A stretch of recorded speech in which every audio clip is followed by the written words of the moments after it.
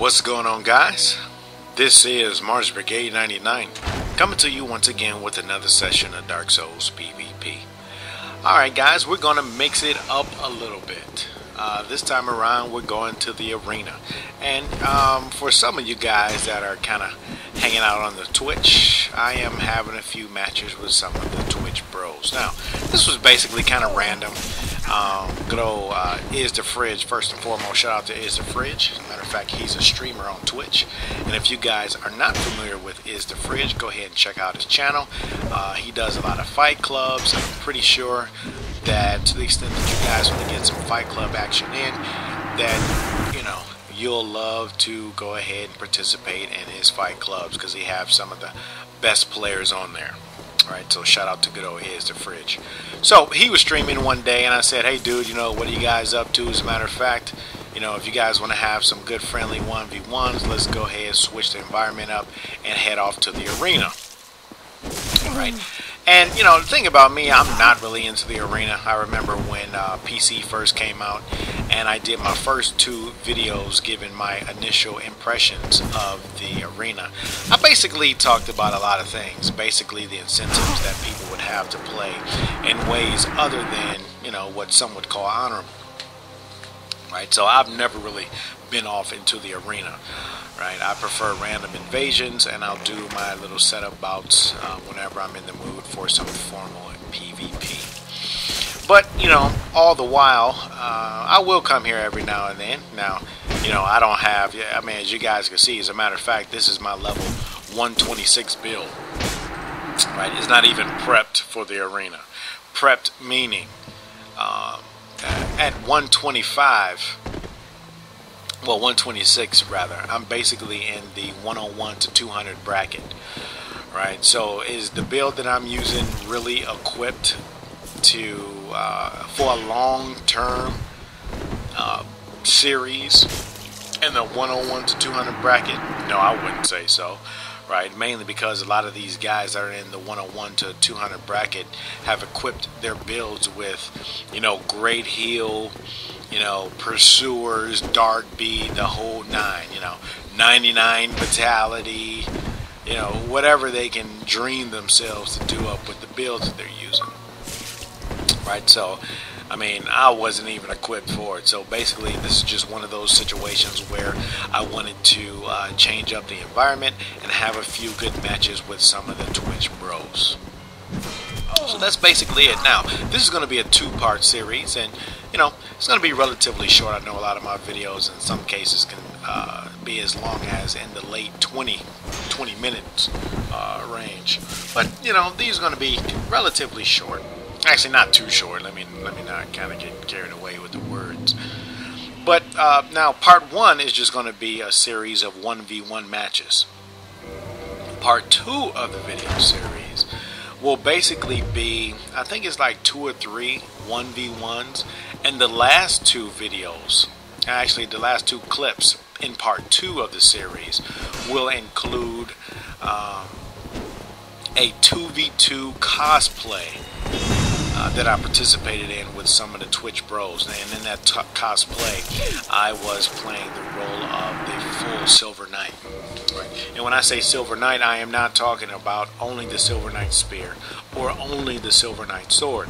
I am talking about full Silver Knight, meaning Silver Knight spear, Silver Knight sword, and the Dragon Slayer Great Bow, right? So I was using the whole 9. Now, if you guys are paying close attention, he's doing a handy-dandy kind of instant backwards backstep, right? And it looks like he's unlocking in doing that. I'm not really sure, but it looks kind of sweet. As a matter of fact, that might kind of motivate me to experiment with that. Now, this particular player, I'm not really sure who he or she may be. I don't know if it's a random or if they're just here for fun, but I am noticing that they don't even wear any armor, so that's pretty interesting.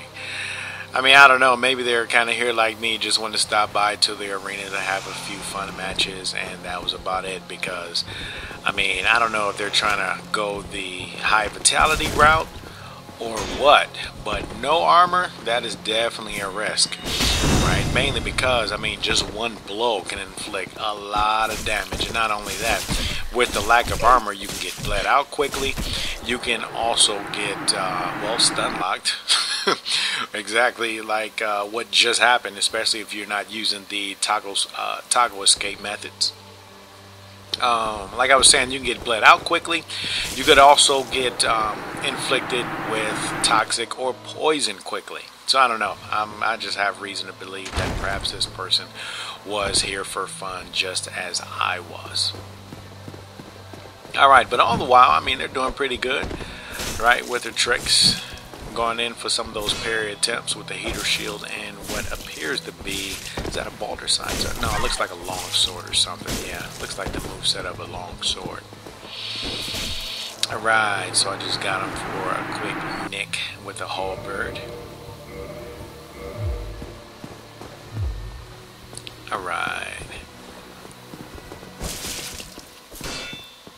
Alright, so actually I thought he was going to go in for a parry, and I'm glad he didn't. Just went in for a couple kicks. Alright, let's see. And actually I'm really surprised that this person is not spamming the dark bead. Right, because as a matter of fact, I don't even remember any time throughout this match where he casted either a dark bead or pursuer or a crystal soul spear, right? But either way it go, GG for him or her.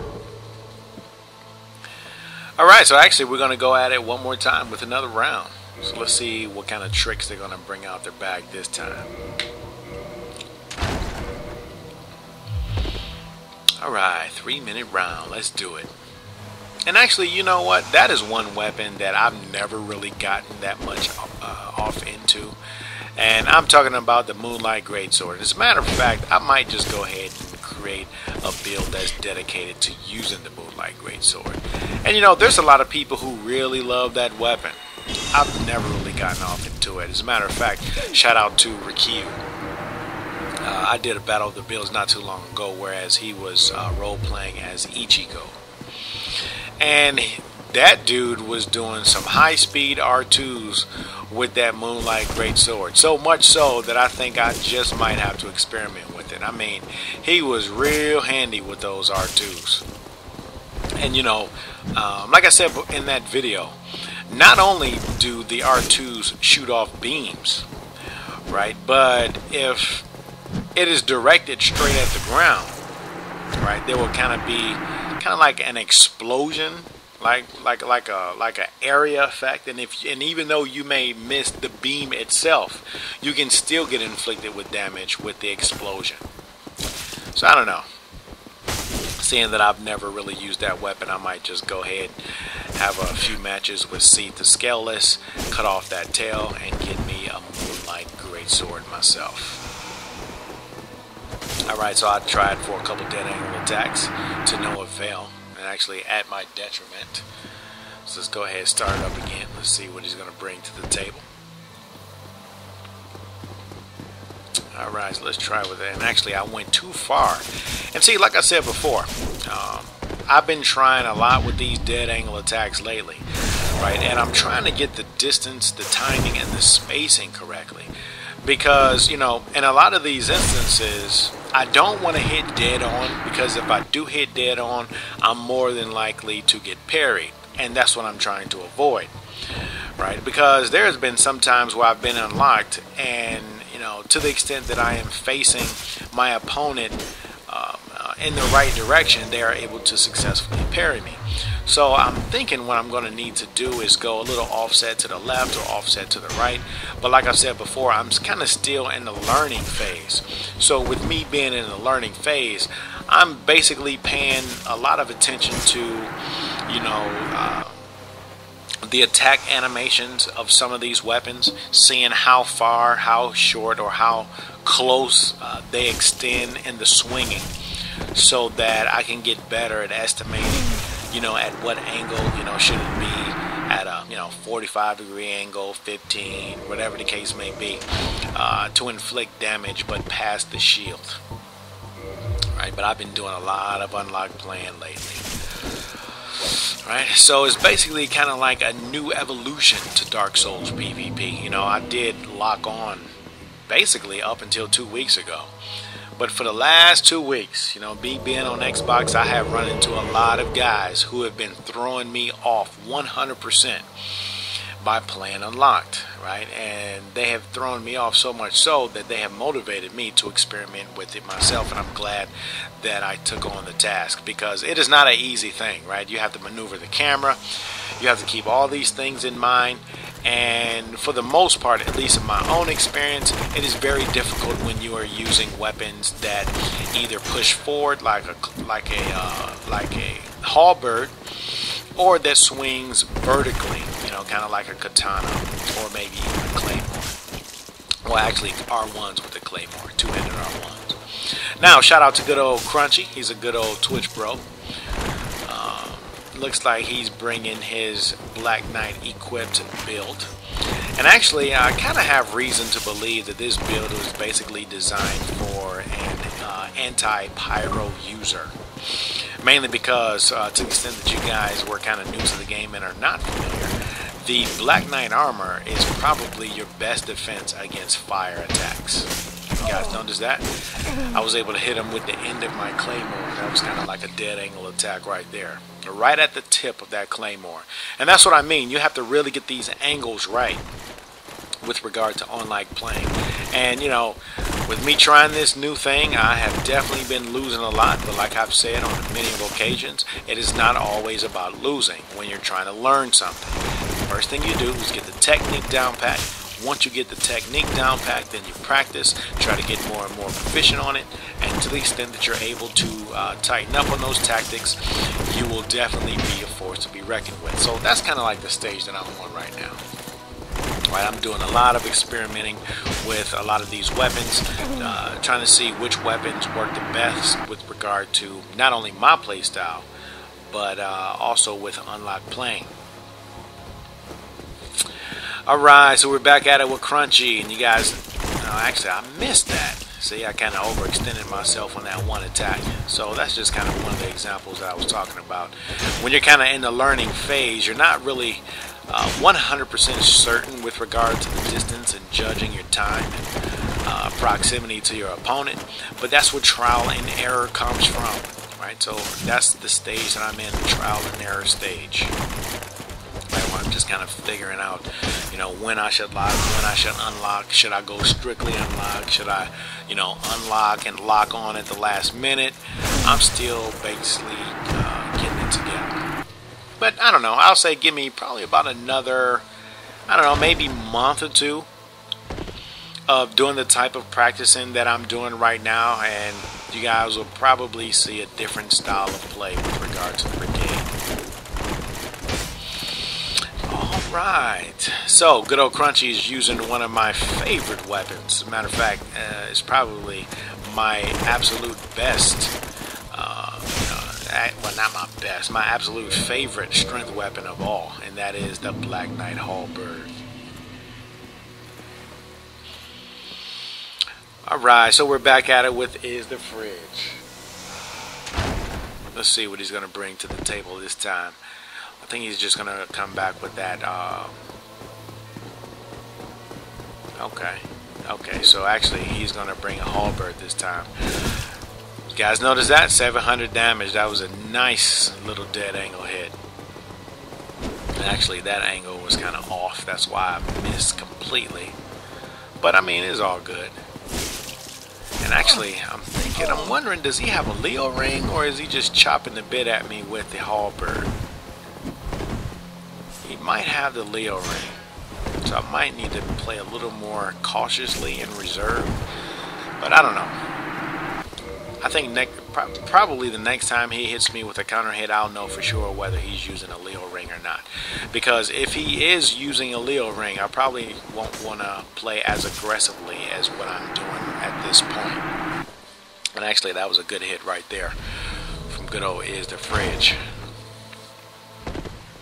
Alright, so he went on ahead and buffed his weapon. Looks like a great magic weapon.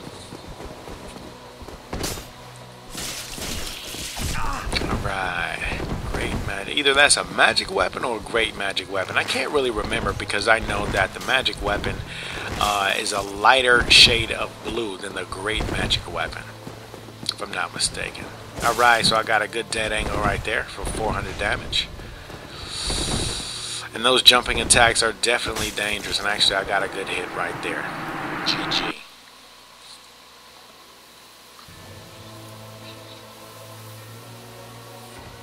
Alright. Actually, I got a good hit right there. So if you guys, and actually this is an awesome weapon for dead angle attacks.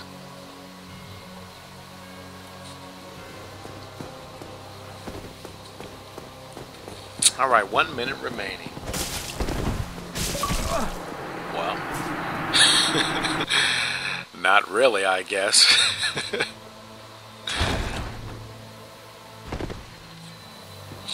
Alright, so is he still using the halberd or what? I think he's still using the halberd, so I'm going to go ahead and pull my halberd out as well. This is definitely my favorite weapon, right? Overall in the game. And you know what? Seeing that they had a halberd in Demon Souls and they came out with this halberd, I can't wait to see what the halberd is going to look like in Demon Souls, the sequel. Can't wait. Because, you know, when I first got this game and I experimented with the halberd, I really hated it, mainly because the attack moveset was a lot different than what it was in Demon Souls. Demon Souls, the attack of the halberd was a lot similar to the Murden Hammer. Right, and I'm pretty sure a lot of you Demon Souls vets are familiar with that moveset. Alright, so another GG for Is the Fridge. So let's see who's up to bat. Speak of the devil, we have good old Is the Fridge again. Alright, so I'm going to go ahead and pull out my high-speed Chaos Blade for a little katana action. Shout out to all you katana users. And he still has the halberd. Okay, so it looks like that would be his weapon of choice. Now, if you guys pay close attention, he is throwing out... okay, so it looks like we've established a pattern. Looks like he's throwing a kick with back-to-back thrusts. Right, and that's why we capitalize on that particular parry. Like I always said, study your opponent once you make sure you pay attention to the pattern. Because, I mean, think about it. A lot of guys, excuse me, a lot of these guys, especially when they use the same weapon all the time, and this is why I try to switch up my weapons. But see, actually, this kind of backfires on me for the simple fact that I have videos. Right, so in other words, whereas this might not work on randoms, I mean, it kind of works against me with regard to my vids, because to the extent that you watch them and not just listen to the commentary, you pretty much know the patterns that I use. So basically, I'm kind of screwed when I face up against a lot of these guys. Now, that is not to play down, you know, anybody's skill and to say, you know, you're beating me because you see how I fight, you know, therefore minimizing your own skill. No, that's not even the case. I'm just saying, whenever you're dealing with randoms, unless you fight them on a number of occasions, it's kind of difficult to establish patterns. So that's one of the benefits to having some of these set up or quote-unquote formal matches. You know, but you know, this is the arena, so even though it's not formal, it is similar in that you fight the same person for 3 minutes, and to the extent that they are not switching up the weapons, for the most part, they will be using the same tactics more than likely. Alright. So he's trying to pick me up with the good old halberd. And actually that was a awesome jumping attack. Man, you cannot sleep on those jumping attacks. They're definitely effective. I've played a couple guys that use a lot of jumping attacks, and actually, since you don't see a lot of people engaging with jump attacks, in some instances they can kind of throw you off. Right? Alright, so you guys pay close attention. I'm engaging him with some of those kicks because, you know, he's not going to be rolling up to me with anything. So I'm going to go ahead and try to deter him with some of the kicks, and those were some attempted dead angle hits with the falcon.